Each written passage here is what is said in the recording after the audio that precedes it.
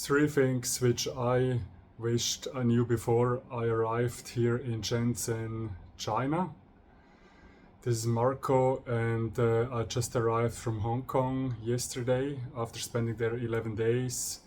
And so I struggled a little bit with arriving because I didn't really inform myself before about how it is in the real Chinese cities like Shanghai, Shenzhen.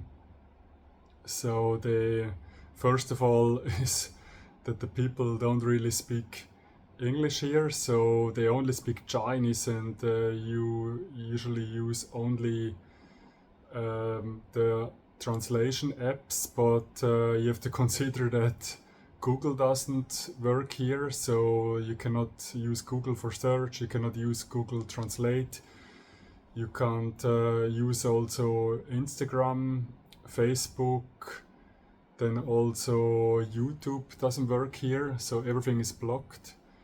But if you're using a VPN like Norton, for example, which I do, then you can access these applications. But I'm struggling also to log in even in the VPN, so I have to try like 10 to 20 times until I'm in.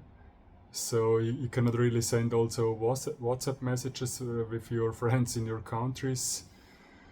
Also, it doesn't work to go on YouTube, and so you need to download definitely the app VChat to communicate with people from here because they don't use WhatsApp. And for lots of other things, you can use WeChat also to order taxi, etc., food deliveries. So everything works with this app. Also to pay in stores, you cannot use your normal credit card in lots of restaurants. So you need to link your credit card in the WeChat app to make payments. So that's quite a struggle if you don't know that before. And also, yeah, I find it quite hard to meet some people here who speak English. I met some people in the supermarket or like in the shopping center, personal staff who speak some English, but most of them they don't do. So not that easiest city to meet people. So far, I met really one person who spoke English, and I had a normal, good conversation with. But otherwise, it's totally different from Hong Kong, where it's more international. Also, I struggled with the beds here. They're so hard to sleep, so I slept like 2-3 hours last night because they are really hard as a rock. These beds, and this Chinese woman I met, she told me it's like normal standard here, so a little bit similar to Thailand. So you need to be really careful to choose the right hotel apartment. But if you're not sensitive on that, so it doesn't matter. So some people they like really a hard mattress, but then there are some people they prefer soft mattress like me. Um, yeah, but otherwise it's a very green city, as you can see in the background. Many parks. It's full of green parks to walk around.